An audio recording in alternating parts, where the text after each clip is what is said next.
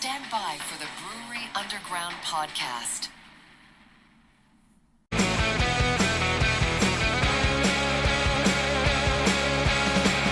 In Nashville's harbor wise, cracked and bruised when leaves the skies.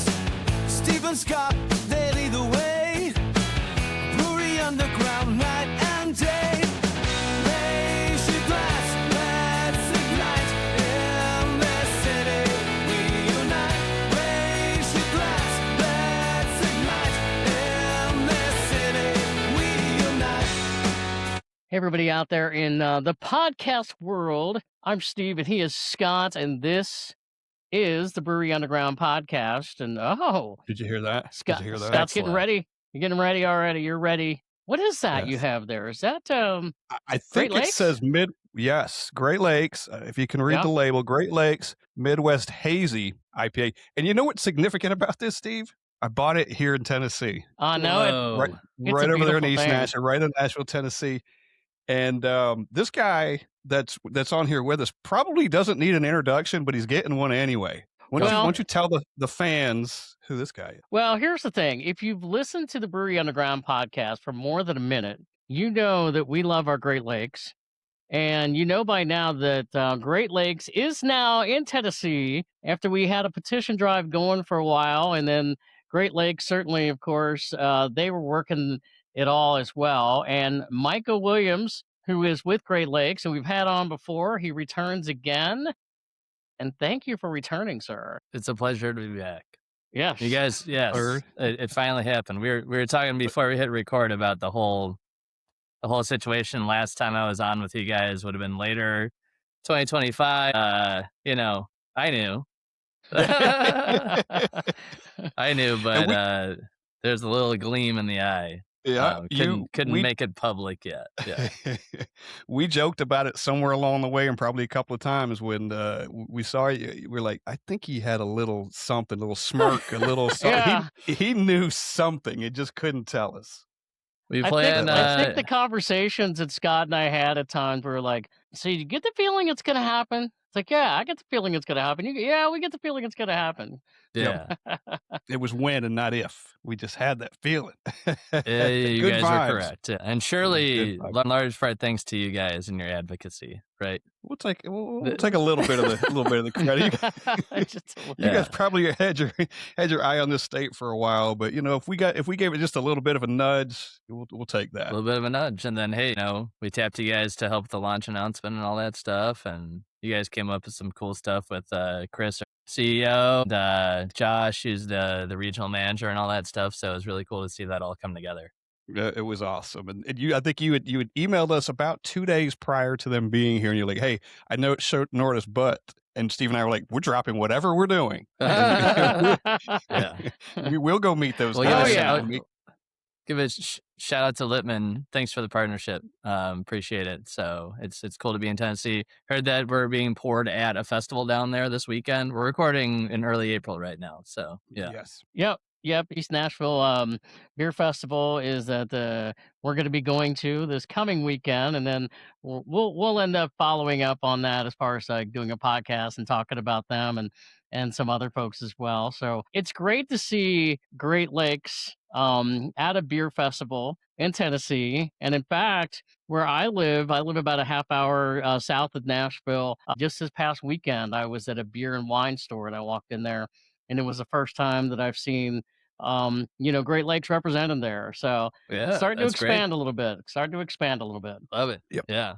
I'm seeing it on draft menus. I'm seeing it on tap. People putting on their menus and say, "Hey, this is on draft now." Great Lakes, kind of all over the place. So it's great to see that. Yep. And that's kind of the classic way for brand building, if you will. Enter a new market, kind of start with draft, accounts that know, better beer bars that know Great Lakes. They know I'm drinking Natty Fitz today. Well, we have I'm a big new brand guy, but we got a Cicerone kind of podcast today. So I'm drinking the old Eddie Fitz. Yeah. Look at that. The most Yes. awarded porter in the United States. So, so the Littman guys roll in like, hey, we got Great Lakes in state now. And they know, better beer bars will know, hey, Evan Fitzgerald, Elliot Ness, of course, Midwest Hazy IPA had to roll into Tennessee with the orange colored IPA can, right? Let's be real.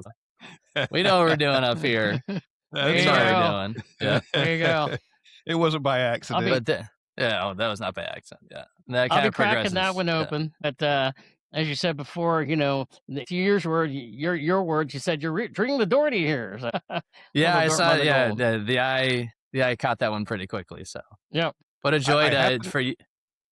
Oh, go ahead, Scott. Yeah. No, just say I've got the 4 that you just mentioned in Tennessee, and then I happen to have the Conway Irish and the There you go. Conway Stout that I picked up in Ohio when I was there last. Since we've got it here in Tennessee, so just to add to my collection right now. There we go. I love it. Yep. Very cool. So yeah, it feels good. Feels good, basking in the glow. Yeah. Oh. Yes. And Well, I'll tell you, we just go somewhere, and Steve did this to me the other day. You just go to a liquor store or a beer store or whatever, and he just took a picture of it being on the shelf and sent it to me. It's like, it's still Yeah. surreal. Yeah, You can get it that's anywhere, not- and it's just still surreal. And that's something that I think we both have done, where we've gone to different stores and they're like, do they have it yet? Do they have it yet? There's another here a liquor store near me and they don't have it yet. And I'm ready to go in there soon and be like, when are you getting Great Lakes in here, buddy? You got to keep up with the times. But no, Yeah. it's all good. And for Yeah. those who are listening, Tennessee listeners, ask your retailer to order a case so you can buy it. Right? Yes. Yep. If they don't have it, they're missing out, and they're one of They the don't few have that it, probably and- don't have it at this point. Exactly. Yeah. Let's keep it going. We love it. So the reason for this episode, though, we actually planned this episode well before we knew this was happening. So this is really happenstance and a great little, a great addition It's a to. nice little, a nice treat. Yeah. Yeah, it's awesome. So you mentioned being an advanced Cicerone, and we Indeed. wanted to do a We got proper the pin on for you guys right the- here. Ah. full display. Zoom in Look if you're watching. Just zoom in. It's there. Here, I'll do this. at that. There All you right, go. that worked Nice. out. That We're worked gonna- out. Yeah. We'll get a snapshot of that for sure. That was a choice. It worked out. Yeah. Well played. Got to rock But we the wanted- pin. We wanted to do, you were the first person we reached out to when we thought about this. We want to do a proper beer glass episode. Yeah. And that's Love really what this episode is about for the most part. I'm sure we'll go on some tangents and things, but we want to talk about the importance of it. And you recommended some styles and stuff, and we'll get into all that. But that's the gist of this episode. And to preface it going further, if anyone's listening to this and it's not on video, you might want to switch to video at some point because there's going to be a lot of visuals. Because Yeah. Seriously, there We're is. Yep. we're going Lot to of show narrate and it tell best today. we can. Yes, a lot of show and tell because we've got multiple styles of beer glasses, and we're going to put them up, and we're trying to narrate the best we can. But if you can possibly watch this video at some point, it probably will be a little better to see some of these glasses if you're curious or interested in what they might look like if you don't know. If you're driving right now, pause the episode and you save this one. Save this one for when you're doing the dishes and stuff like that, so you can watch it too. Right. Right. Yeah. Right. Or even better, We you can went- have a beer, Great Lakes beer, while you can just watch on your little phone. Watch It- on the YouTubes and all that In the proper beer glass. in the proper glassware. Yeah. As I And said, that's from the a first shaker time pint I've right ever now. seen Yeah. a Cicerone pen, by the way. So, it's pretty Yeah. cool. Got a patch too. I really got to put that patch on something. You got to.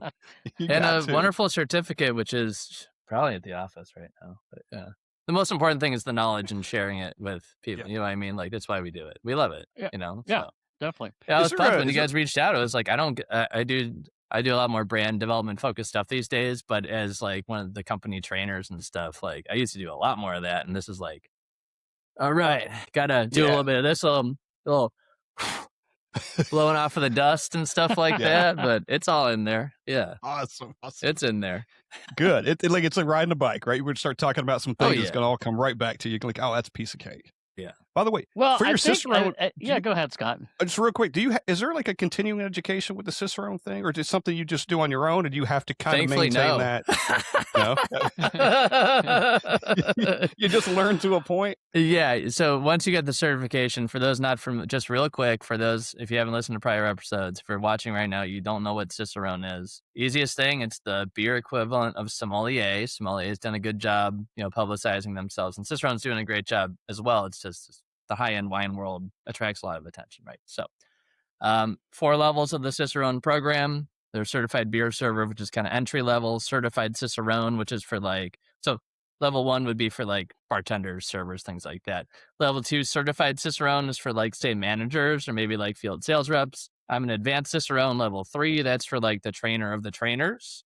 So maybe somebody who's going to a bunch of different, like corporate GM or, whatever the heck I do at Great Lakes, that whole kind of thing.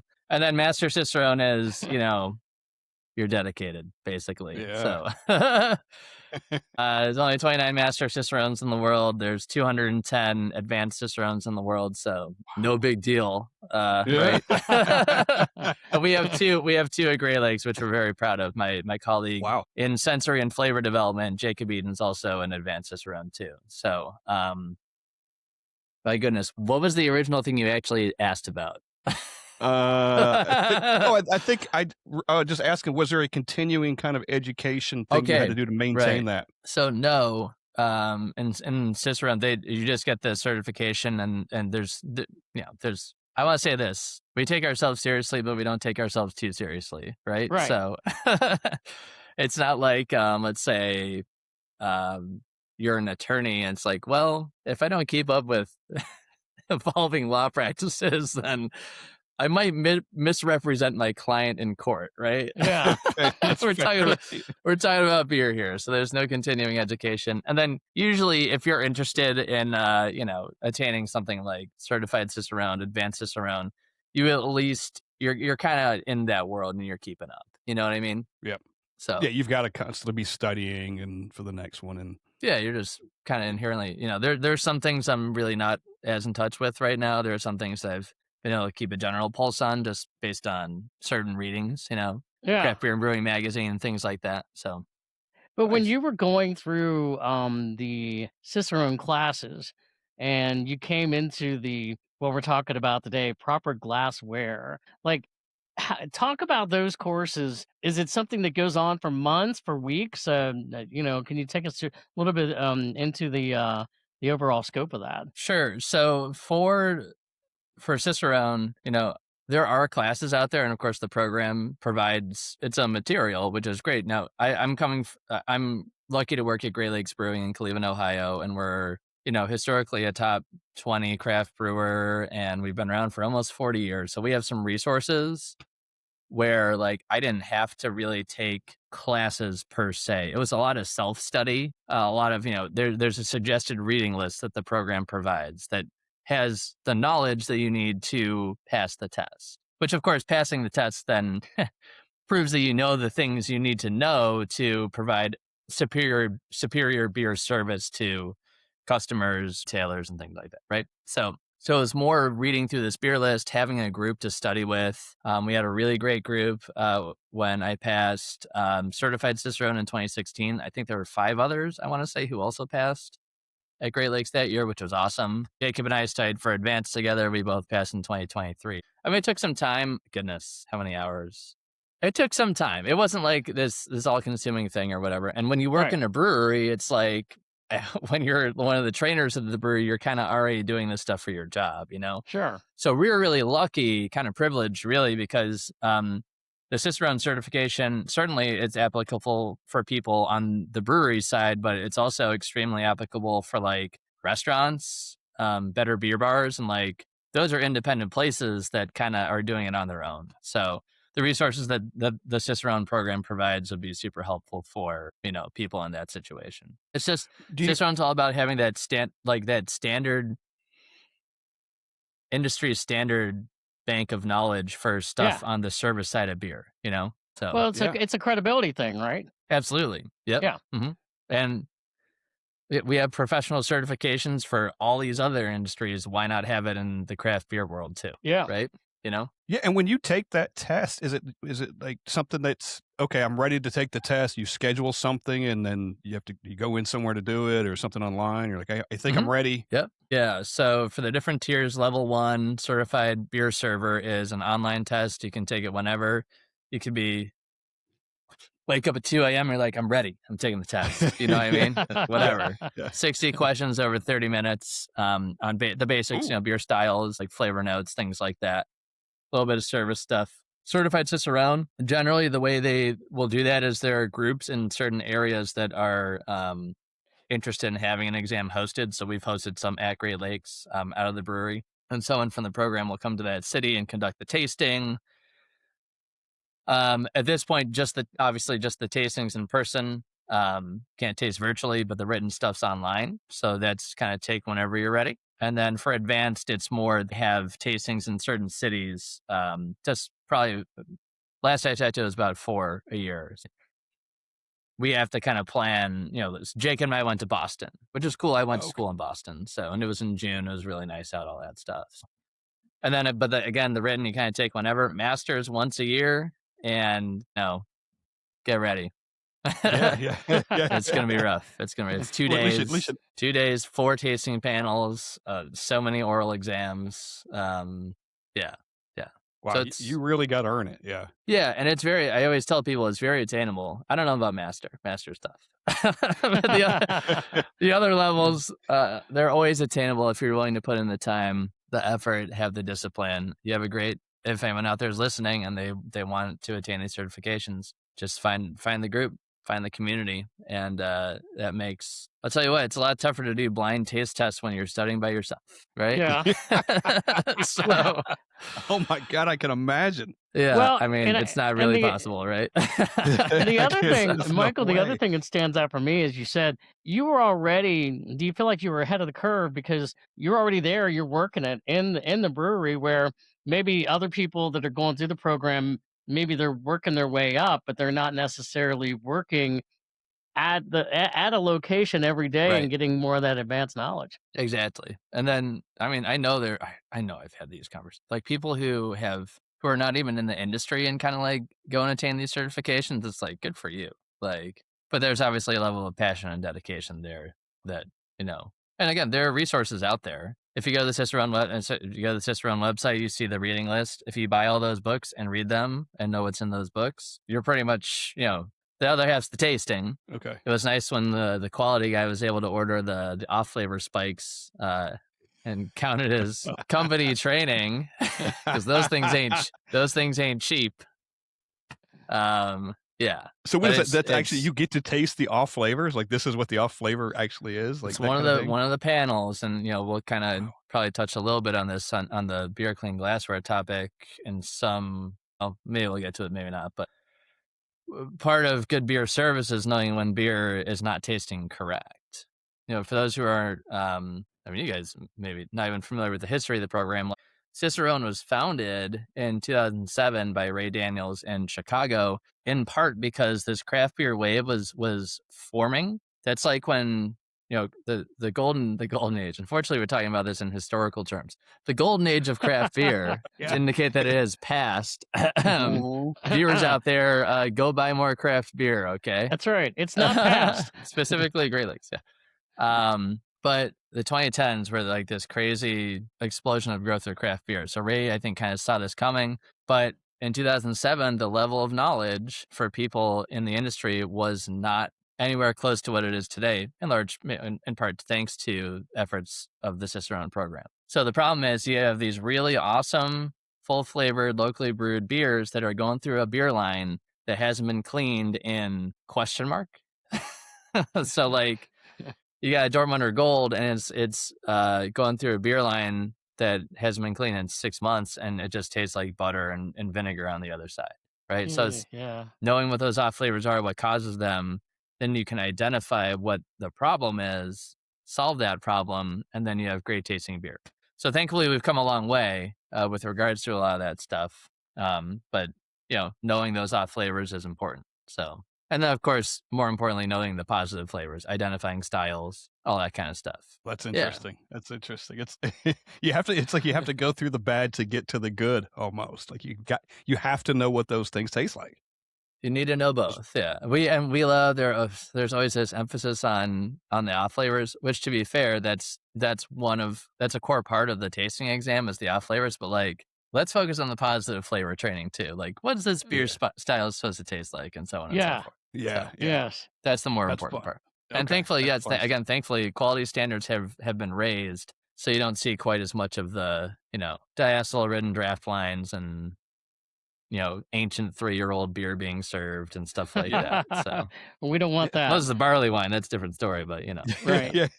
Well, quality's improved, but also there's consistency now, right? It's like a brewer's back then, you can make one good and then not, and try to duplicate it the next time, and it's not as good for some reason, and that's part of it, I would imagine. Totally. Right? You can have consistency. Mm-hmm. And Right. people notice. Okay. So since we're all drinking Great Lakes, kind of like the same styles almost, what is the proper beer glass for what we're drinking? Okay. Yeah. Great segue. Ironically, Steve go- isn't even drinking out of a glass. Sorry.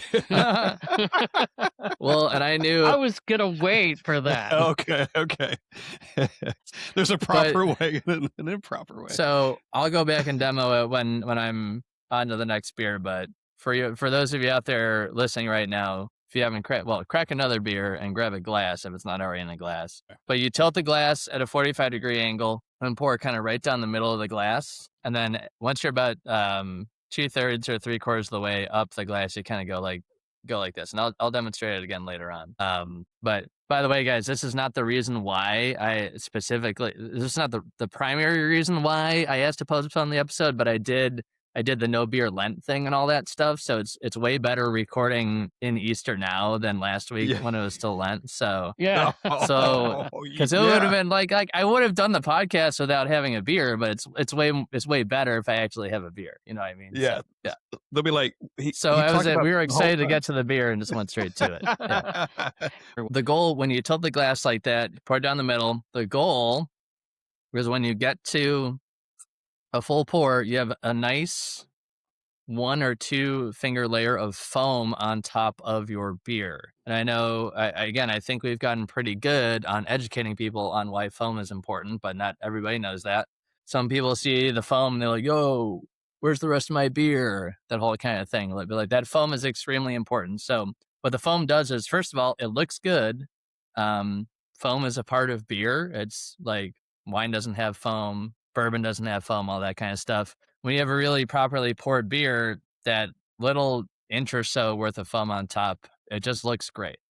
And it's the way that beer is supposed to look, right? But more importantly, foam actually helps channel the aromatics of the beer into your nasal passageway. It's kind of like a membrane almost, if you will. And when you don't have that foam, it's actually harder to perceive the aroma of the beer that's there. So having that foam is actually very important.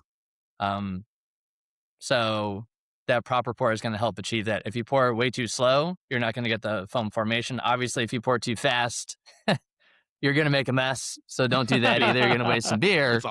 But having that, when you just pour it slow and steady, not too slow, but exactly the right rate, that 45-degree angle, it helps promote that nice 1 or 2 finger layer of foam. Is there anything to the carbonation as far as like if you got foam in the glass, it's not necessarily in your stomach too? Is there something to that?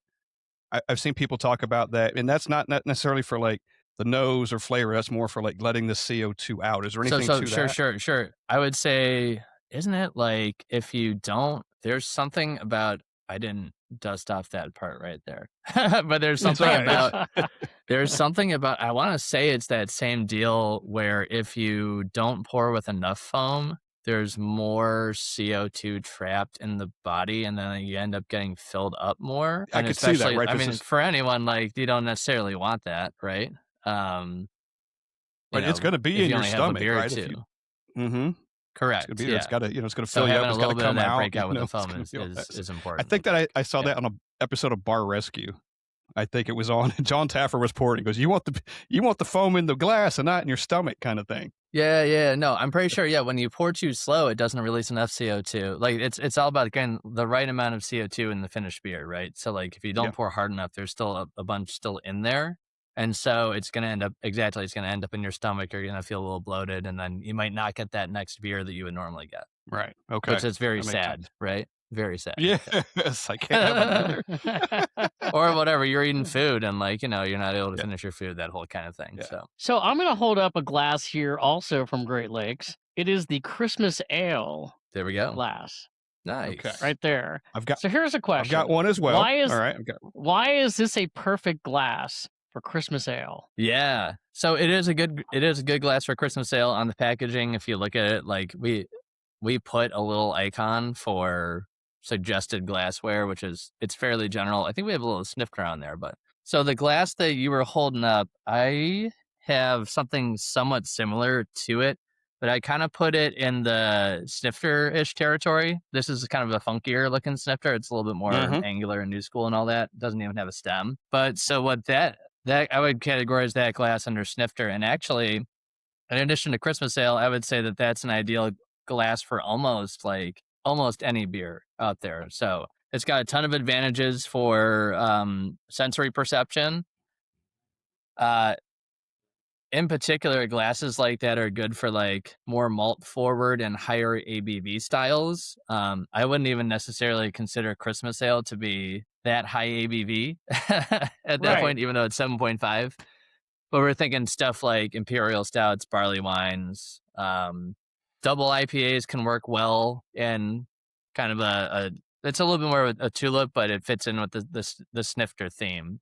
Okay. Snifter. So do you consider this a snifter? Is this a snifter? Or is that's this more like tulip? a tulip, but not like the Belgian tulip, you know? Okay, So yeah.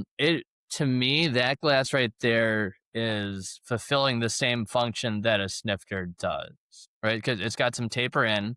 So that taper in, and it works for Christmas ale, which is an intensely flavored beer, but for especially the super high octane beers like those styles I just mentioned, it helps kind of funnel the aromatics a little bit more. So it makes an already fairly intense flavored beer taste even more so. It's kind of like when the glass kind of opens up, it allows aromatics to like escape a little bit more. So when there's that taper in, now the glass you guys showed, it has a little bit of straight towards the top. But this one right here is like, this is very concentrated, right? Yeah. So that really helps. You really retain all the aromatics from those very intensely flavored beers by kind of funneling them right into the nose right there. That makes sense. Well, Okay. and maybe this isn't what you necessarily would think that you're going for, but when I was drinking Christmas ale and this a few months ago, I'm like, you feel like in a glass like this, you're drinking a beer that's really special. Absolutely. Yeah. And the snifter or tulip like that kind of tulip does convey a certain kind of, special occasion type thing. I think especially because they're often served with higher octane beers, which are reserved for holidays or, later tonight, whatever. Yeah. I also like holding this glass like this, kind of underneath with the stem. I kind of like that. Absolutely. So that's another advantage. And like this would be Christmas ale would fit the bill here. So another one of the advantages of the general snifter style glasses, especially for now, not so much for let's say your double IPA, but for all those malt forward styles, we like to enjoy those at a slightly warmer temperature, which helps some of the more like positive malt aromatics express themselves a little bit more, right? So exactly as Scott was saying, when you've got a malty beer, let's say you got a barley wine, or let's say a blackout stout or something like that, an imperial stout, and you got it in there, those intense, plum, dark fruit aromatics are going straight to your nose. But you got the warmth of your hand that is kind of warming up the beer because you're holding the glass directly next to where the beer is, as opposed to say something like, we'll get to more stem type things later on. This would kind of keep the beer a little bit colder because your body heat's not right on the beer. So if you want to be tasting a beer, you pull it out of the fridge, it's at 38 degrees. Let that stout kind of warm up. If you're a big time nerd like me, you might kind of do this for a little bit. The real pro thing to do is take the bottle out of the fridge, have a different beer first, and then go back and pour the imperial stout. Yes. Well, it's cool because, as you say, it's a sensory thing. I mean, you're all of a sudden you're getting all that aroma and everything, and it's making the beer even more enjoyable for you. Yep. Something else you're able to do when you got this guy right here. I don't have a beer in it right now, but just like with wine, agitating the aromatics to kind of spin the liquid around. Imagine there's a beer in there, it's kind of swishing, right? That'll kind of help get those aromatics like unsettled again, so it's easier to smell a little bit more. You do a little swirl and then take a sniff, just like we would do in the wine world too. But you can do it. I mean, I can do it for this, but it's that those aromatics are, again, they're going to kind of escape out into the atmosphere as opposed to going straight to your nose. So those tapered sides are really big. Yeah, so talk to that. So what we're both holding, I think Steve's got one too, is what they call. It's just like a standard IPA glass, right? What do they? That guy's the shaker pint, and I made the conscious choice. We're doing the proper glassware episode, and I was like, screw it, I'm just going to use the shaker pint. Okay, so the whole thing with shaker pint, it's supposed to say like a snifter. Snifter is great for all these different sensory perception, and it's ultimately what it's about is you taste the beer better in certain styles of glassware. This glass right here, the shaker pint, was never designed to be used for beer. It's called a shaker pint because it's what a bartender uses to mix a cocktail. Yeah. So you got the metal thing, and then you've got the glass, and you're shaking it, right? Yeah, because it fits perfectly on the other end of that thing, right? Darn it, these things are really freaking convenient, right? I mean, they're so just like you can stack them. Back in the day when I was, I started at Great Lakes in our brew pub, and I've got my hand down to my knee, and I've got 15 glasses stacked up, and I just go to the bar, and you can stack them 5 high, and they don't take up a ton of space. They're cheap, all that stuff, but they don't do anything to help the beer. And, that's not the fault. It's a basic glass. So we all happen to be drinking from those because, again, they're very convenient. They're very affordable. But the shaker pint that you see everywhere doesn't really have any advantages for making the beer better. Okay. Now, and in the end, you can still have a very good beer experience drinking a beer from a shaker pint. I'm not like crying right now because I'm having my fits from a shaker pint or anything. It's great. But if you want to be even better, you might want to do something else. So what we do at the brew pub, the Great Lakes Brew Pub in downtown Cleveland in the Ohio City neighborhood, is we use a nonic pint. Very Not nice segue. that different, but slightly different. By the way, I got to give some shout outs while I'm doing this. So shout out to our Brewers Guild, the Ohio Craft Brewers Association. This is the snifter style glasses from their Winter Warmer event. This is actually in early 2021. Still COVID time. We did events like at the tap rooms rather than one big beer fest. And then, again, this is a Cicerone style podcast, so we can shout out the brother. And I got this glass at the Firestone Walker tap room in Venice Beach right before we flew back through LAX from my cousin's weddings. It's really cool. It's a nonic style glass. It's kind of in the British realm. Obviously, sniffer is American. It's kind of Americanish, maybe Britishish too, but like sniffer used for brandy, used for bourbon, stuff like that. Nonic glass is definitely designed as a beer glass. So nonic, to my knowledge, literally it's a nonic because it means no nick. It's got this little bulb right here. And when you're stacking this style of glass, it's a lot less less likely that the glasses will chip as you're stacking them. So literally the style of the glass, nonic is no nick. It actually directly relates to the storage. So there is an element of convenience with the nonic glass, but then it's got some elements to it that just elevate the presentation of the beer just a little bit. There's something about that little ridge right there that just adds a little extra something. Like the foam stand will kind of maybe land right on top of the ridge. The glass is also designed for comfort. So there's something about like that ridge right there. You put your hand around it and it just sits really nicely in your hand. Whereas there's something almost cold about I don't know, kind of just riffing there, cold about the shaker pint. But it's almost like it's a little glove type thing, right? There's actually something to fit your hand around. So it's a traditional British, glass. This is a 20-ouncer right here, so that's the imperial pint. We do 20-ounce pours at the brew pub, but we also the standard size is 16, like the American pints. Okay. I have one more example from Great Lakes, and that would be one of my favorite beers. Here we go. The vivacious glass. Yep. No, we don't have vivacious here, and I don't have one. We don't have in Tennessee yet. But what type of glass is this, and what other than vivacious, or what style would you recommend for this, if there is one? So that's jumping completely to proprietary whatever. It looked cool, Okay. right? It is cool as shit. It's got the purple bottom. It says vivacious on it. There you go. So, we've got our snifter, just ideal glass for sense perception. We've got our nonic, which is convenient but slightly elevated presentation. There's a whole world of glassware, and for any of y'all watching out there right now who kind of follow craft beer stuff, there's just like all sorts of zany glasses that people put their beer into. Now, that's in particular, just like we work with a glassware supplier, and that's one of the shapes that they have. And honestly, it's like Vivacious, that brand has if viewers out there are familiar with or look it up on the website right now, it's got sound waves on the can. I wouldn't be surprised if when we were developing that glass, it was like, oh, look, the glass has kind of got the waves, right? You can see right here. I'm not a part of procurement, stuff like that, but I'm riffing. I'm going to guess that's part of how that one ended up that way.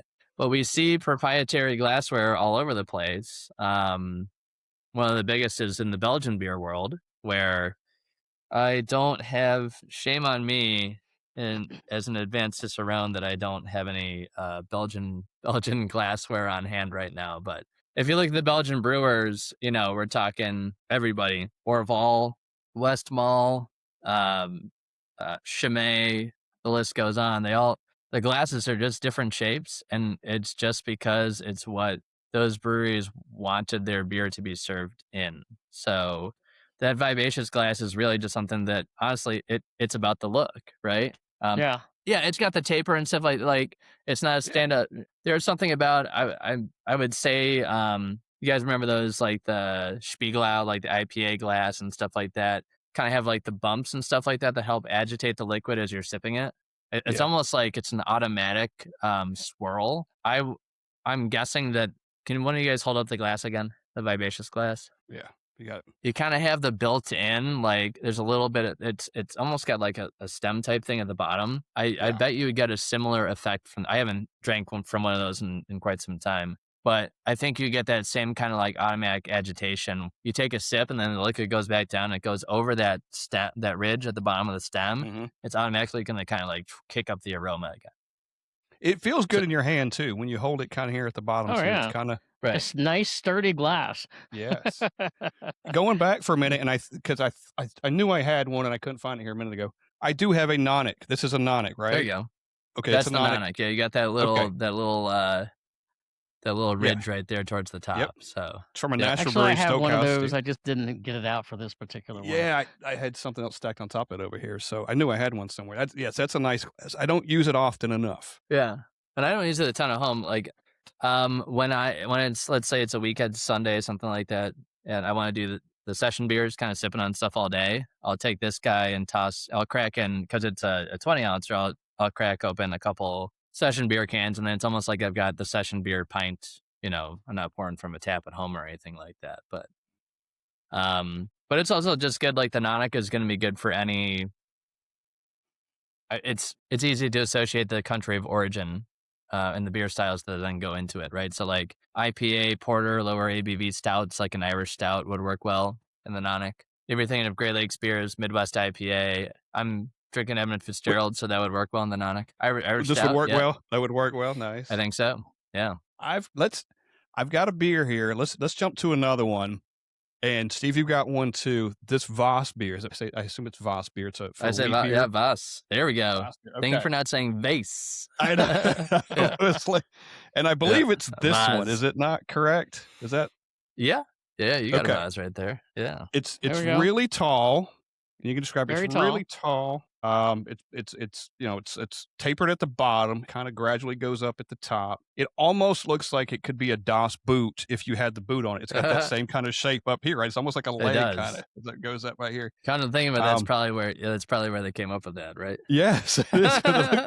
Like I see the top of Steve's, it looks like a leg or like the lamp from I totally see Christmas it. Story, like the top of it.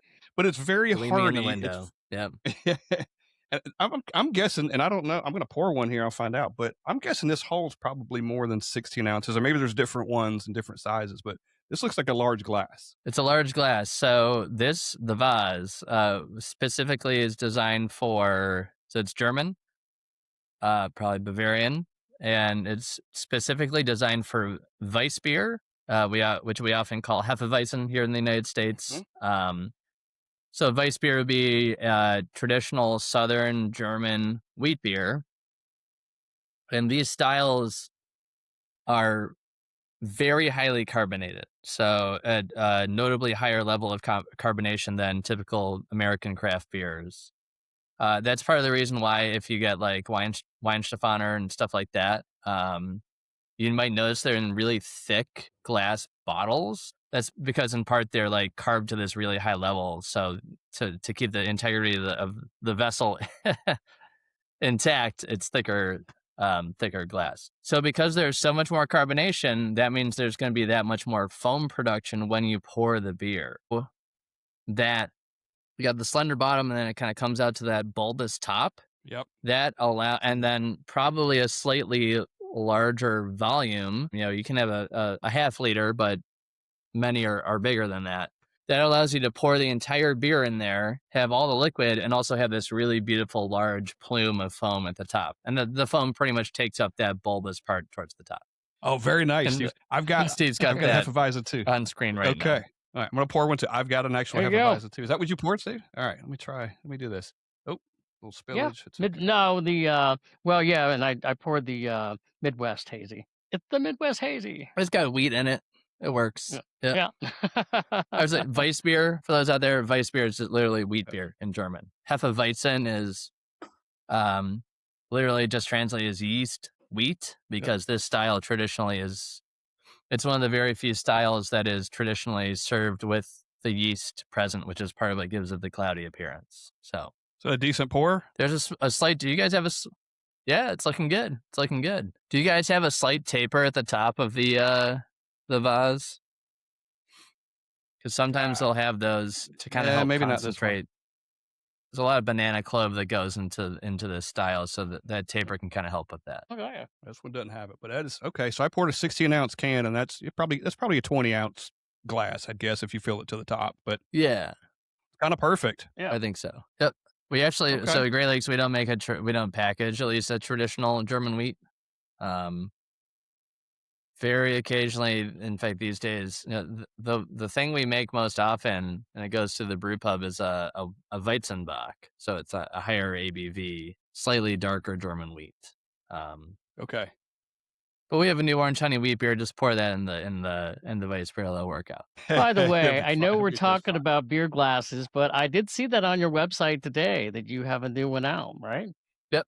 Yeah, that hit in Ohio and in northern Ohio, at least, in early March. So Looks by the pretty time people are interesting. listening, it'll be, probably 6 weeks out on the market.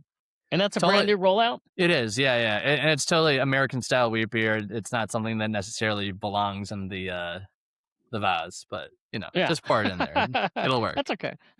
yeah. There's another glass on here. And Steve's got one, and I don't have the beer, but Steve's got a Kölsch glass. I think you call it. Is it a stange? Stange, if you will. Okay. This is a ridiculously large Stange right here. Okay, Steve. Okay, it's not actually that big. Okay. Which one are you talking about? This one? No, it's the shorter one. It's the shorter one it says like ST on it. Yeah. I have a bunch of glasses over here. You're talking about this one. It's a little guy. Yes, you're talking about this one. Relatively small. This is Stiegel, so that's and this guy is a third of a. Can you see down there? A third of a liter by American standards. Actually, as I compare it to the shaker pint, it's not that much smaller. What would that end up being? 10-ish ounces, something like that. So the Stange, this is one we had to talk about this glass because it's just kind of fun. The Stange is a German glass specifically for Kölsch, and Kölsch is the house beer style of Köln, which we call Cologne in regular American English or whatever. And it's a little that style, and then the alt beer that comes from Dusseldorf are slightly different from when we think of German beer, we think of the Weiss beer that we just talked about, or we think about like German Pils or Helles or things like that. These two styles are a little different. We call them hybrid styles because they're fermented with ale yeast, but at a temperature that's like a lager. They're kind of lagered like those styles that use lager yeast are. And they also happen to have a unique method of service. So this glass Whereas like, certain glassware is designed for enhanced sensory perception. Certain glassware is designed because it's really freaking easy and cheap. Certain glassware is designed for, I thought it looked cool. Like, this glass was actually designed specifically for the service method, which is a ton of fun. So traditionally, a stange, again, the one I held up is slightly on the large side at a third of a liter, which is probably something like just over 10 ounces. I think a truly traditional one would be 2/10 of a liter, so it's like 7-ish ounces. So not super big, barely above a sample size, right? What we consider if you went to a tap room today. But we're talking about a beer that's like Kölsch. It's like 4.5%. Yeah. It's maybe got a touch more character than like an American lager, but it's that same kind of drinking experience where it's like you kind of just like don't think about it and you keep drinking it, right? So it's a little counterintuitive because you think like, okay, well, you'd want like a bigger serving of that, right? If you're just kind of drinking it and it's lower ABV.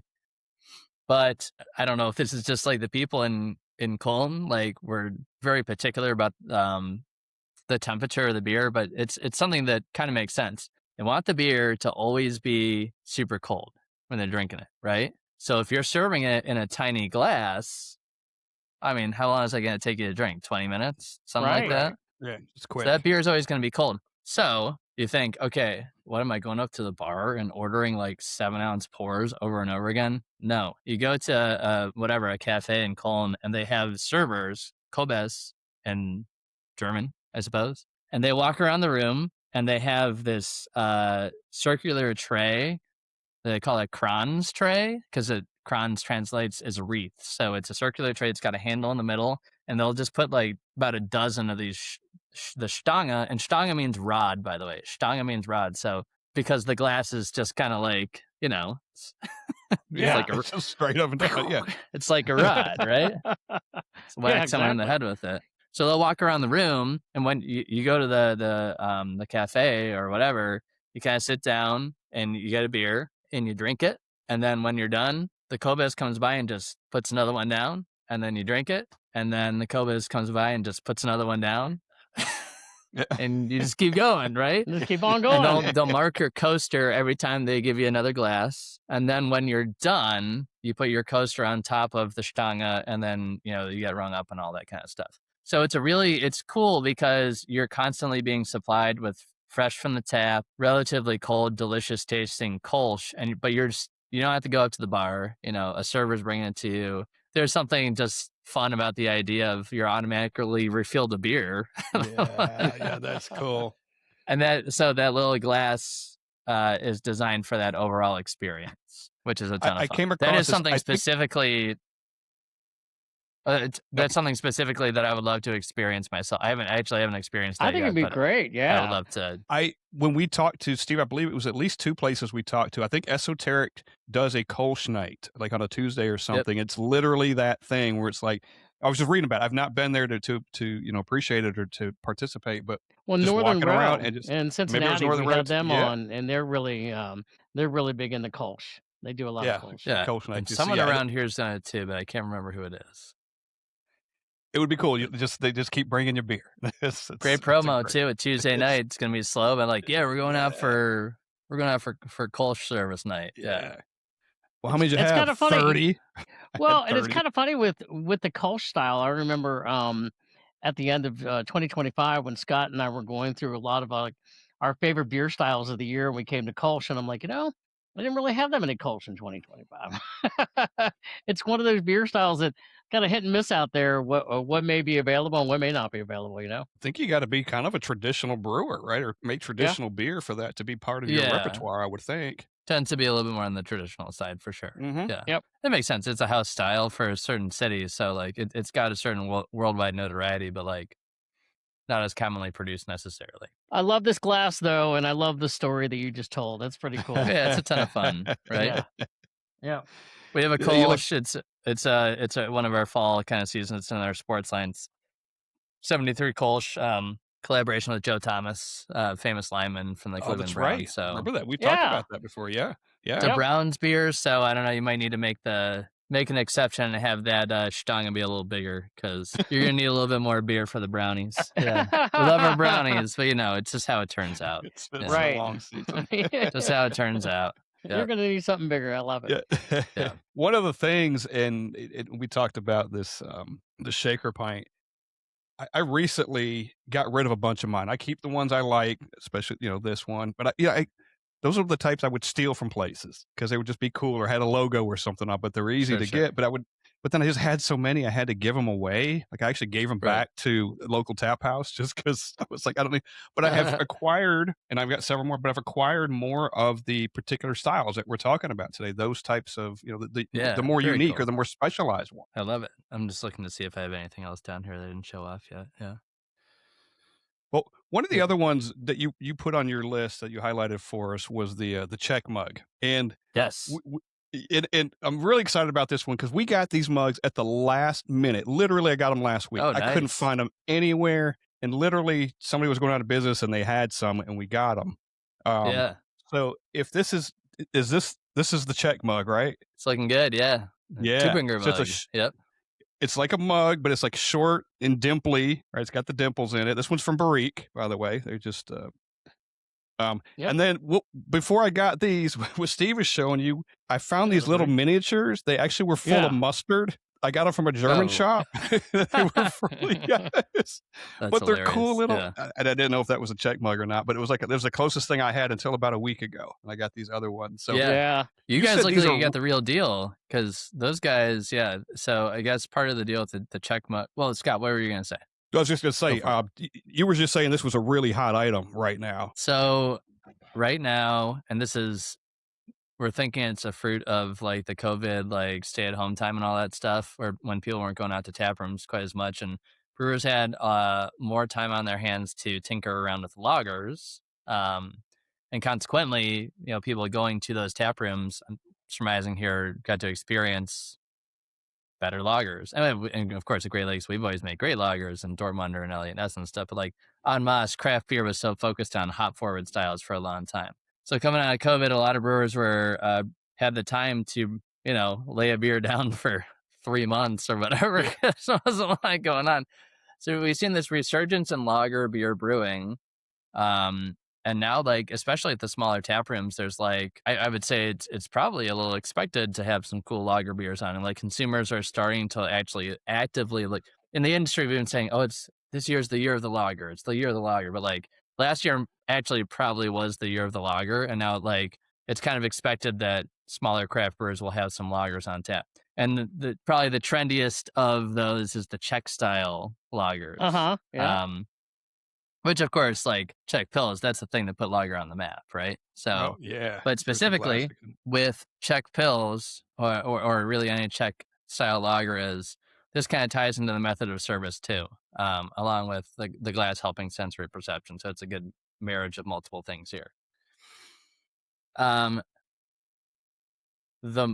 In a Czech, so Stange had its own unique method of service, but that was more about the frequency of it reaching the table. Czech lager has a distinct method of service in that it is poured from that side pull faucet that you'll see. It's been a little bit more popular at tap rooms lately. And what that side pull faucet allows you to do is control the flow rate of the liquid going into the glass so that you're able to create this really rich, thick, beautiful layer of foam on top of the liquid. And the glass can you guys hold up the mug again? Mm-hmm. You got this big, kind of elegant curved mug, and it's got this big old opening. So this is one of the rare times where in beer service, you actually plunge the tap, the side pull faucet, the Lucre faucet into the beer, and beer kind of comes out at the bottom, and then you kind of fill out the glass and then create foam on top. So that foam layer actually kind of like protects the beer from oxygen when it's in the glass and all that. It's really cool stuff.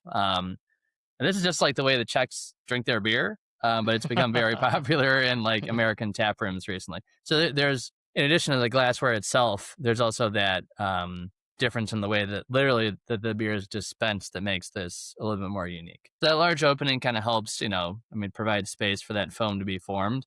And then, of course, we're talking about lagers. So as opposed to like going back to the snifter, where if you have a higher ABV beer that's more malt forward, you might want to let that warm up.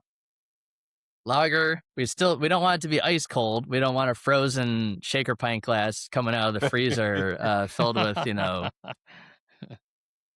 filled with whatever. But we still want these beers to be enjoyed on the colder side of things. So when you're holding your glass by a handle, your body heat's not rapidly increasing the temperature of the beer. Yeah. So that handle's important. Yep. And that's for any lager style. I have a Maßkrug here, German style, but it achieves a similar thing. This is just meant this is a small Maßkrug, right? Weinstefan. It's only a half liter.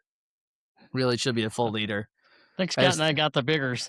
I didn't feel like bringing I didn't feel like calling the full liter Stein over here, but when it's Oktoberfest season, we'll roll with that. Why not? So yeah, that Czech mug has been, it's been hot lately in large part because Czech lagers have been receiving a lot of attention. And they're delicious. Czech lagers are kind of like one of those styles it's the best of all worlds because they're so complex and flavorful, but you can also just sit down and drink one and have a conversation with a friend. And then all of a sudden you're done and you're like, oh, time for the next one, Yeah, absolutely. To your point, when I was looking for these, I looked online, eBay, all these places, couldn't find them. Or if I found one, it was like $40. I came across these, not everything else, but I found a lot of stuff at Goodwill. Like I found a bunch of glasses at Goodwill for like, $2, two glasses for $4.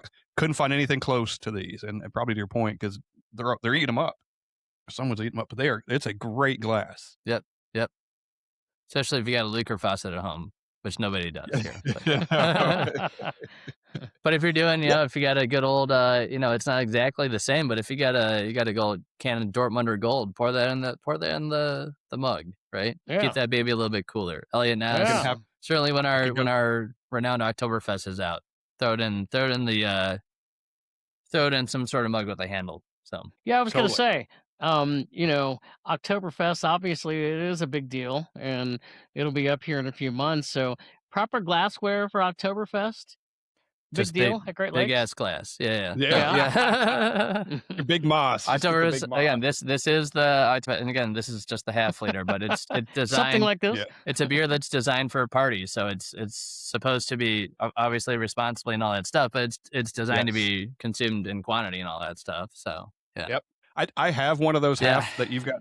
Those are nice too, though, if you're just drinking at home, because to lug this thing around sometimes is a pain in the ass. Hey guys, I'm going to do the pour. I'm going to do the proper pour. Are we ready? All right, let's. Yep. I know I should have done it at the beginning, but I'm going to do it now. There we go. 45-degree angle, right down the middle. Yep, brings the glass in. Just Look at that. So that's two. It's just a little bit more than two. That's not bad though, right? Done. That's a professional pour right there. That Wasn't is expecting lovely. anything less. Yeah. Yeah, we had to demo it. We had to demo it for the crowd. So it looked great. I'd rather the foam go a little bit on the higher end, and then it's going to settle out real nice. You know what I mean? That does. So, look at it. It comes just above the glass too. Oh, that's so nice. Remember, That's people, actually really foam. Nice. Foam's a beautiful thing. There's nothing wrong with foam. Let's dive into the foam mustache. But we're not done with the glassware yet, but let's jump to something and let's talk about clean glassware. Yeah, and that'd be great. Specifically, we'll get into beer clean glass day also. But a lot of places I go to, and maybe in most places, before they pour your beer, whether it's the right glassware or not, I see them do a rinse. That's a good sign, right? Not that the glass isn't clean, but you want to give it that final rinse. Why is that important? And why is clean glassware important anyway? Yeah, so the thing with clean glassware generally, and for those who are listening right now, part of the thesis for this episode was the Cicerone program has promoted Beer Clean Glass Day on the fourth Saturday of April. I did not look up why they chose that particular date, but for whatever reason, and I'm not even sure they're actively promoting it this year either, but I know about it. There you go. I fear it's a good theme. I fear it's a good theme for this, but it's on the site April 26th. Yeah, super, and I think it's actually the 25th this year, which is why I'm not sure if they're actively promoting it or not, because that was last year's date. That might be the wrong year, yeah. Yeah, so in any case, but we're going to promote it whether they are or not. So beer clean glassware is important because basically We'll get back to the spritzing thing at some point, but this glass right here is beer clean. Take a look at it. It's got the beautiful foam stand and all that. Here, I'll take a slug of this just to demonstrate. It was better earlier on, but it's got a little bit of lacing and all that. You can see a little bit of lacing there, right? Yep. Those are signs of a beer clean glass. What we mean by that is there's clean and there's beer clean. So clean is, okay, like I put something in my dishwasher and it ran the cycle and the bacteria is dead. Like I'm not going to get sick. Like there's no more big chunks of something. Right. Beer clean is something different. And for those of you who are listening, I'm sure most of you are people at home and you drink beer at home and, you have to clean your own glassware and stuff like that. Beer clean means it's free of debris, soil, basically, if you will. It doesn't have food. You're munching on some Doritos while you're drinking a beer. It doesn't have Dorito dust on it, or the ladies out there with the lipstick. Lipstick can get on the glass, and then it's a little bit tougher to actually remove that thing. One of the worst things is when you get the beer at the bar, and it maybe even the glass went through the glass machine, and it's still got a little bit of the. I'm not saying people shouldn't wear lipstick. It's just like that's how tough it can be to clean that stuff off. But we don't see oils that may still be sticking to the glass, specifically the interior of the glass, even if it went through the dishwasher cycle. So especially because many soaps are oil-based, petroleum-based, right? Or maybe the rinse aid has some sort of oil, or even like technically if everything in the dishwasher is clean, there are still a lot of oils from the plates and stuff like that, and there might be some residue on the glassware. So what that does is it creates nucleation sites on the interior of the glass. And thankfully, I don't have an example to put on screen right now because that means my glass is clean. But you might notice bubbles on the side of the glass. And that's not a good sign. That means the glass is, although it may be clean, it is not beer clean. So those are little patches of oil on the interior of the glass where literally carbonation is kind of like being pulled out of solution and then being released. So that's going to do stuff like kill the head retention on the beer. And as we talked about at the top of this, the foam stand, the head retention is really important for channeling those aromatics. So if you got a super beer, like a glass that is nowhere close to beer clean, which happens for me all the time because I got way too many beer glasses in my cabinet. And if I'm like, oh yeah, that cool one back there, I take it out and like, I'll still give it the rinse. But like I haven't washed it in a while, and I'll pour the beer, and it's like, ooh, that foam just goes away right away. Yeah. So that's why beer clean glassware is important, because we got those oils on the interior of the glass, or even just again, if a glass is sitting in storage and it's got dust and all sorts of stuff all over it, or like I'm cooking in my kitchen, right, and stuff just being emitted out into the atmosphere, and little particulates might get on the glassware, right? It's going to kill the head retention, and you're just not going to be able to smell the beer as well. Which means you're not going to be able to taste the beer as well, and it's not going to be as pleasant of an experience. It's not going to look good either. So I truly wonder how many people actually think about that. Yeah, and again, it's probably gotten better as the years have gone on, but there's probably still work to do with it too. Yeah, well, and it's something we've learned. That's hence part of why we have in this episode is we've realized the more beer we drink and the better places we go, it is proper glassware and you see that rinse and you see the cleanliness and how important that is. When people are doing it at home, suppose somebody has, a lot of glassware and they want to utilize it. What's a good way for them to make sure they keep it clean, or proper ways to clean at home? Take it out of the dishwasher, hand wash it. Is that better? So hand wash is the way to go. Yeah. So you don't want to be cleaning your beer glassware in the dishwasher. In addition to oils, that are going to inevitably coat the glass one way or the other. Like if you're mixing in, actually, I guess what I'm thinking a little bit more is don't put other stuff. I'll get to that. Don't put other stuff in your glass, in your beer glass, or don't put milk and stuff like that in there, right?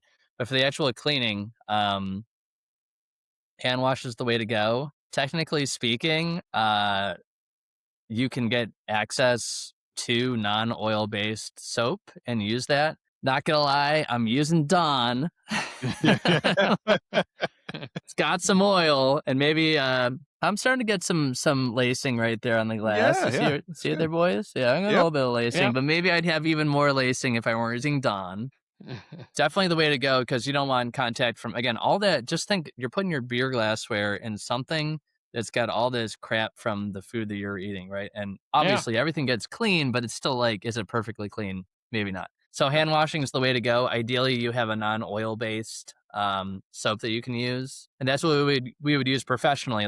Professionally, our brew pub has a glass machine where we can put a rack in there, and it's an automatic rinse cycle.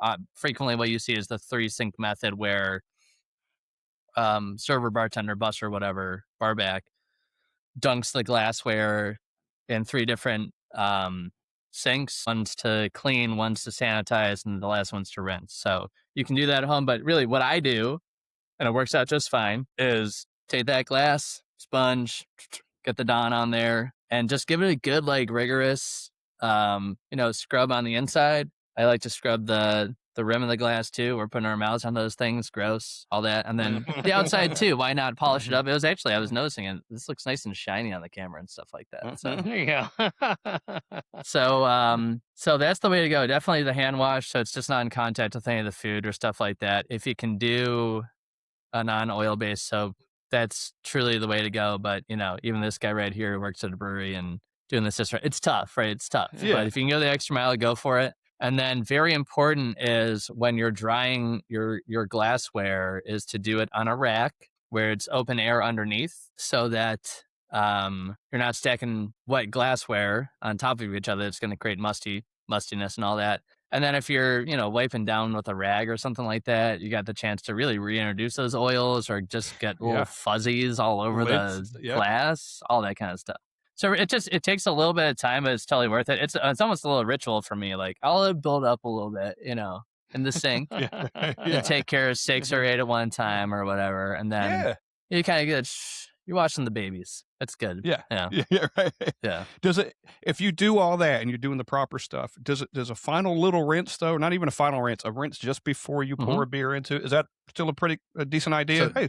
Yep. Getting back to the segue into so back to that segue into the beer cleaning glassware a bit is I wash all that glassware and then I put it back in the cabinet, and it might collect a little bit of dust. Even if I use the glass a couple days later or whatever, it might collect a little bit of dust, stuff in the atmosphere all over the place. It's going to collect. So that little rinse is going to knock any of that dust off. It's going to cool the glass down just a little bit. So, it's going from room temperature, which is 68 degrees, 72 degrees.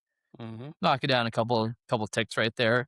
And then there's something about wetting the inside of the glass that creates the more ideal surface for proper head formation on the beer. It's a little bit less rough, so maybe not as much erupts out and doesn't overfoam, right? So if you're at home, now if you're real fancy, you can, and I've maybe hinted to the wife about, let's say, birthday gift or Christmas gift or whatever, to get me the little thing, the little spritzer thing that you and put your glass on. Yeah. And I have a buddy out there who has that for his house. It's like a little sink extension, right? You can just exactly. Right. That's all it is. And it's like, do I really want to go through all that for that? This is what I do is I just take the regular nozzle and put it on the spray mode and just go like that does the same thing, So I did that for my glass before, starting the episode here. And surely part of the reason I have that nice lacing going on is because I did that rinse. So nice. Yeah, I like when I go and I see that pour. And a buddy's got one of those too, and we always use it for bourbon. He's got that little rinser thing. He puts his little glass on it, and off we go. But I like to see that when I go somewhere, giving that one final little rinse. It seems to be the standard in most places, especially tap rooms I go to and breweries. There's almost something about the noise to it that triggers the brain that the fresh beer's coming and all that, right? Yeah. Right. Yeah. Coming up, beer. Yeah, it's good. All that stuff's important. The ritual, the ritual of the whole experience. So I love it. We've got some other glasses here, and they were on your list. You hadn't highlighted them, but they're really cool glasses, and we want to show them off if we could. Steve's got one too. These really tall Pilsner glasses. I got a Pils glass. Yep. Yeah, and again, this was a Goodwill find, by the way. Really nice. Just nice and tall. And can you talk maybe about the technology or what's behind a Pilsner's glass? I mean, because there's no tapering or anything. It's straight up and down. Yeah, Pils glass kind of falls into a similar realm. I think of when I was thinking about it, related to Vaz a little bit. I would say, just talking about it independently on its own, the big thing with Pilsner, the thing that really appealed to people about the style at first was just that extremely light color. So when you have the beer And basically, there's a lot less surface area for light to go through. The beer appears lighter in color that Mhm. way. The more surface volume you have, let's say horizontally, there's more space for the light to pass through, so the beer appears darker. Does that make sense to you guys? The more slender, it's almost like the thinner it is, like, the lighter it appears. So like the Pils flute is kind of designed to make a light beer appear even lighter. And then there's a certain amount of foam stand that will happen from the tapering out and all that. But it's really about the appearance for the Pils flute. And on Real pain in the butt to carry on a tray, by the way. Yeah. I don't know if you can see this, but on this it says where actually 1 pint would be too. Oh yeah, it is right there at the top. It's helpful cool when they have the addition to tick this one. marks there. Yeah. Yeah. You better have a brush to clean this thing because you're not getting your hand down it. You're gonna have- I think Oh this yeah, one- dude. If you're not gonna get your hand down. If you've got a deeper, that's where we're at in life right now. You take the baby bottle washer brush and just use that. Yeah. Get right in there, baby. I might be slightly. I haven't actually done that, but it would work. So I think I've got some. I did wash it. I think I've got some kind of brush down there or something. Another thing that's cool is when you go somewhere that pours a nice Pils. Not only does it have the head, it almost seems to have that really creamy head and almost like a little tail on top sometimes too. Have you seen that? Where it kind of comes above the glass a little bit. Sure. Yeah, if it's got a good, especially like lively carbonation level coming from the tap and all that, it can have that extra plume going on. Yeah, I wouldn't be surprised if the shape of the glass encouraged that too. Just kind of riffing, thinking about concentration. It's a little bit more narrow. Maybe that would help too. Yeah, could be. Michael, I'm curious when you go to anywhere, if you go out, whether it's maybe you're out of town, going to a brewery or going into a restaurant, how much do you notice the beer glasses that they have? Is it something that you're like, Oh, presentations, like, Yeah. I mean, for me, it's like, absolutely. I mean, the presentation is like, almost like that last line that makes the great stand out from the good, Yeah. It's like my homies here in Cleveland, Noble Beats, Sean and company there, like, they post their beer on social, and I'm like, man, that looks good, It's just like, it's absolutely dialed in, foam, perfectly formed, They do a great job with setting up their lighting and all that stuff too. So they're doing a good job with the photography as well. But like, absolutely, the appearance, like the beer being served in proper glass, or even, I'm not super hung up on proper glassware, but properly maintained glassware, right? Sure. So like, I'm not going to expect places to have stanges and thistles if they have a Scottish ale. I want to throw the little thistle shout out there. Yeah.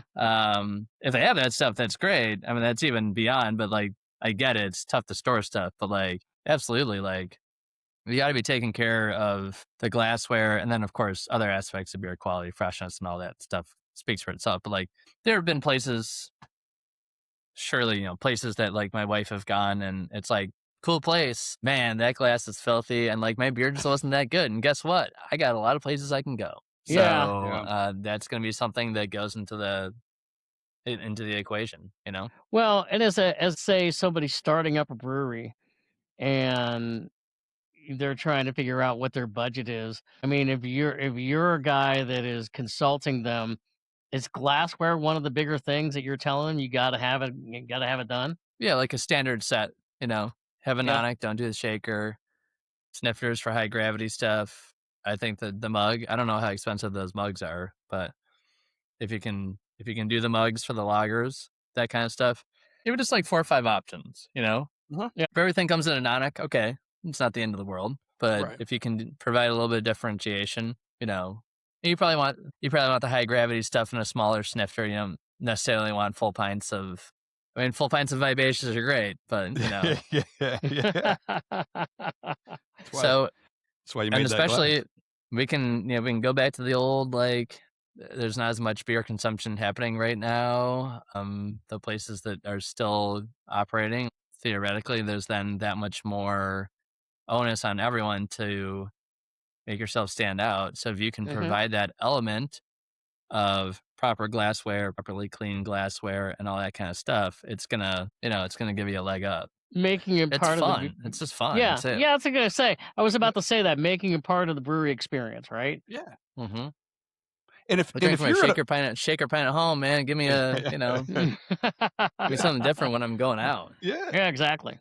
if you're at a place or at a brewery and you're not even thinking about glassware and you order a beer and they bring you something and you don't pay any attention, and then you order a different beer and it comes out in a different glass, take note of that. That's where you kind of realize, oh, they know what they're doing. Like, oh, maybe you didn't notice that was a Pilsner glass because you ordered a Pilsner, and then something else comes behind it and it's a different glass. I'm like, wait, why is that? That's for a reason. Yeah, it's a good point. They're paying attention. It signals a certain amount of caring at that point too. Mm-hmm. Yeah, even if you're there, for so much of this stuff, it's like good and great, or great and excellent. It's not bad. It's not bad to serve beer in a shaker pint and all that stuff, but it's like good, great, excellent, that whole kind of thing.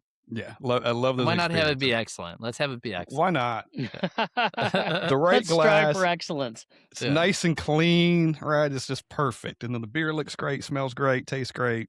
It's what you want, and it's an experience. And in days when people are drinking, again, less craft beer, it's like, hey, you give someone this is true at the beginning of the craft beer wave, and now it's true on the other side of the craft beer wave, where it's like, you give someone a shaker pint of IPA that's oxidized, went through dirty lines and stuff like that. Guess what? That person's not going to come and drink another craft beer. So, and they we're only shooting ourselves in the beer. foot if we're not protecting the integrity of the beer by having improper serving techniques. Hey, Michael, are you involved in Hop College, where proper glassware classes are taught, or part of the curriculum on that? Used to do, that used to be a main part of my thing, was the Hop College program up at Great Lakes. Yeah. And the guys, like, I'm sure at some point we could get to the topic of proper glassware and all that stuff. Beer quality. Oh my goodness. Do we do beer quality classes? I'm out of touch, guys. Oh no. That's okay. Yeah. It's gonna bring no, you but right we do. back. If I see what you're saying right now, is if you're listening right now and you're in Cleveland or you're traveling to Cleveland, we do have a really awesome public beer education program called Hop College that you potentially learn about topics like beer clean glassware, especially if you attend and ask about it. Yeah. You heard it here first, folks. Yeah. And the team who's running that stuff now do a great job. Veronica, Victor, and so on. Tell them Michael sent you. Yeah. Yeah. It's great to know, though. But it's all good. Yeah. It is great to know. You just think about Great Lakes going into, like, everybody in the building is aware of all of these things, right? The quality of the beer, the quality of the glassware, the cleanliness. It's all important to everyone in the building. Like, it's not going to get missed anywhere. Yep. Yeah, I mean, something that Pat and Dan, the co-founders of Great Lakes, have taken seriously from the beginning. Certainly the quality aspect, but then educating, of course, their staff, but also the public about general beer quality as well. Hop College is the current incarnation of it, but they've been doing beer school type stuff from the very early days. I think it's important. I've got one here, and I don't know, and I got it because it's cool. And it's, if you can see it, I don't even know what style beer glass this is. It does say Terrapin Keller on it, Munich campus. You can see that. Yeah. It's maybe that's the Willy Becker. Yeah, the Willy Becker. Yeah. Willy Becker. Willy Becker. I got the Willy Becker here too. Oh, so it's Polliner. Okay. Oh, yeah. Okay. Willy Becker is kind of like, almost like, I consider it almost like a German version of a nonic. It's like the go-to, like, large format. You can't really stack them from what I can tell. It's got a slight taper that goes in. Yeah. But it's your basic, like, I'm going to pour, I don't know, German Pils or Helles or something like into that. Dortmunder, whatever. Yeah. And it's got a cool name, Willy Becker. So, Yeah, I didn't know that. Yeah. It's got Polliner, and it's got that line on it. I guess it's half liter. It's actually, I guess, Veba, but it's a half a liter marking on there too, which is it's really... Especially a lot of the European glassware have that fill volume line, which that's where the liquid is supposed to sit, and then it's foam on top of that. Okay. But you'll note that's to be fair, for people who complain about the foam in the United States, that is half liter for liquid and then foam, right? Yeah. So you're actually getting what's advertised, as opposed to, I don't know who decided it was good practice here, but you got a pint of beer, it's a 16-ounce glass, and it's actually like 14 and a half ounces of liquid, right? Right. I didn't make the rules. I'm just saying that's what happens, right? Make that glass 18 ounces and get the 16 ounces of liquid, and then you can put your head on there. Theoretically, it's how it should be. But, that's right. Don't cheat the messenger. Right. Steve, and we'll do it on the count of three. Steve and I have we've got another glass. Hang on, I want to make a pour though. This one's pretty big. we've got another glass that we want to share, and you tell us what works best in this glass. Okay, ready? Oh, I like it. One, Here we go. 2, 3. What works best? Oh, in yeah. this? Cold We got- Rush. Cold Rush, baby. The red Solo Cup. We've got Cold the Rush red Premium Solo Light Cups Lager. busted out. So you think the Cold Rush that works best in this Jungle glass? You think? Juice. Dude, that's good time. That's good times outside on a summer day. It's all That's good. absolutely. You got one of these, Yeah. man. Somebody's having fun. It's summer holiday picnic and all that stuff. And I Right. realized Any beer tastes good out of that guy right there. That's right. man, 'cause I realized we're in Nashville, and God rest his soul, Toby. I should know this. I do know this. I'm not a big country music guy. I know Scott definitely isn't. But Toby Keith had that song "Red Solo Cup." don't start So singing. I think of the Red Solo Cup, and I think that song. Hey. Don't sing it.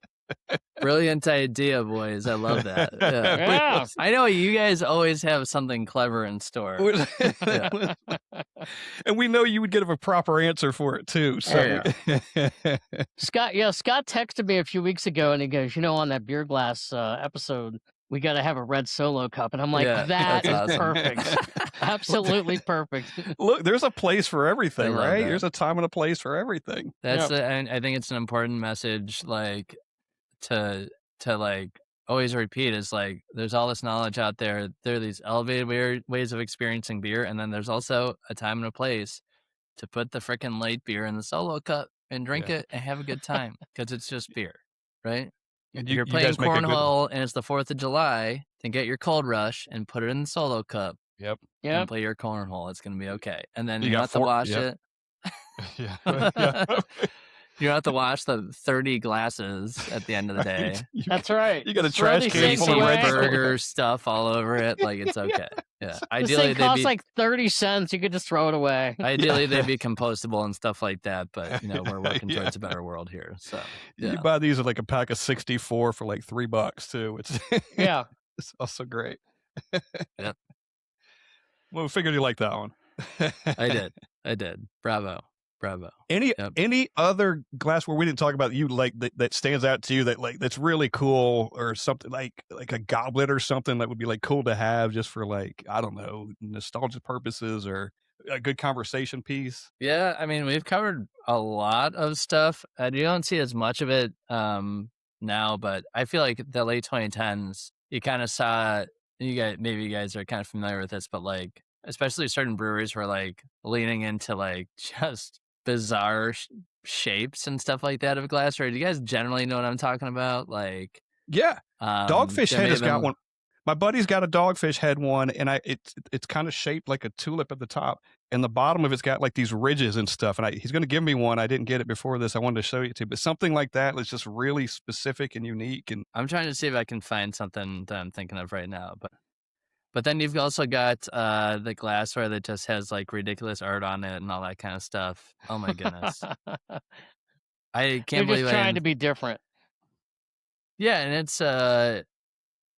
it's just fun, like that whole kind of thing. It almost kind of goes back to I'm not getting any hits right now, but that kind of goes back to the just like that proprietary thing, and also the marriage of proprietary and fun. Like Belgian beer and glassware is like, okay, it just kind of looks cool. It's our thing. And then just like, again, it's kind of beer, like let's be nerdy and stuff like that. And you see the Super Mario, like stuff like that. It's like, whatever, it's all good. So yeah, people are out there customizing glasses. I think they're just taking glasses and customizing and selling it. Some of them are really cool. I've got a couple downstairs. I do want to show off.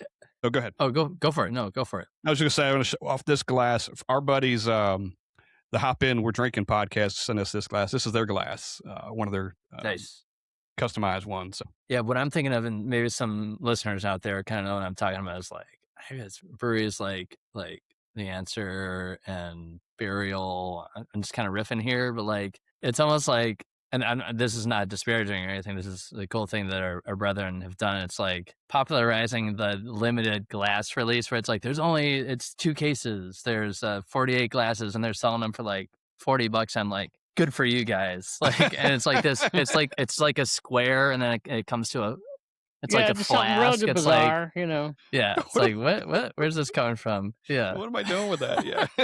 It's one of those. Well, and they market it. You work at a brewery, you work at a big brewery. They market it as limited. It's a limited supply, and maybe that's the only time they do it. Exactly. And It is the somebody only wants time to one. do Like it. I said, we're gonna sell this for $48. Yeah. Here we got the Mario and Luigi. This is answer right here. Oh, I don't know if I can pull it up or not, but you got the Mario and Luigi. Stuff like that. It's fun. Whatever. That's cool. Yeah. People jump on it. If it's So- something you like, they're gonna get it. I mean, what was I gonna say? Don't serve if you've got those glasses. You own a brewery, or don't serve in those glasses because they will get stolen. And I'm probably gonna take one. They will definitely get stolen. Yeah. They will definitely get stolen. And there's a certain kind of glass that there's a certain kind of glass that you design to get stolen, but it's not those ones. Yeah. Right. Yeah. We had It's the Sweetwater cool on a shaker while ago. pint. Yeah. Yeah, that's it. That's exactly what it is. Sweetwater had one many years ago, and we talked to him about it. And it was a shaker pint, but it was blue for the Sweetwater Blue beer. The glass was blue. That didn't last. Right. I mean, I took one home. Yeah. Like Without that permission. Yeah, if you want- vivacious if- glass with the purple. Yeah, if you want it That's to right. get stolen, I'm serving just it. serve these. Yeah, there you go. Can you imagine being in a place and they're rinsing these before they serve them to you? Just splits in half. Yeah. Yeah. Anyway, man, we don't want to keep you forever. Steve, you got anything else for Michael? We always have him back on again if he'll join us. We got a lot of other topics to cover, guys. I have Man, a feeling he's you're a going to wealth come of back knowledge. soon. We've only You're a scratched the surface here, so yeah. Well, you're our second And you guys are awesome. timer. Second three. Okay, there we go. I like that. We were keeping track. Yeah. Yeah. Who's the other three timer? Crazy Gnome, That Grayson. would be, Grayson Miller, owner of Grayson Crazy Miller, Gnome yep. from Nashville. Down there in He's Nashville. local. Yeah. Yep. Yeah. Cool. I'll take But- that being a Alright. 3-timer for being up here. Yeah. Yeah. And it's always, we always come from a different angle every time. You're a wealth of knowledge, and we appreciate you so much. We just like to bullshit anyway. It's just a lot of fun doing Oh, that. that's what these podcasts are all about, right? Sure, Yeah. of course. You know us. It's a good time, a little education. Yeah. Yeah. That's We'll a try lot to of throw fun. some of We that in appreciate there. you guys. We appreciate the fandom, the advocacy, and all that stuff. And it's good that Great Lakes is in Tennessee. We That's right. love it. We love it. We As- can't get enough of it. As we've said, bring Great Lakes to Tennessee. Oh, by the way, Great Lakes is in Tennessee. So there you Nice. go. Yep. Yes. We thank you for All that right. too. You're part of that. It's part of our I got a story. little left. Michael, we can't thank you enough. It's always a pleasure. Fun times, guys. Appreciate it. Thanks Cheers, for having us Michael. on. See you soon. Cheers. Brewery Underground Podcast. Cheers. Cheers. Cheers to proper glassware.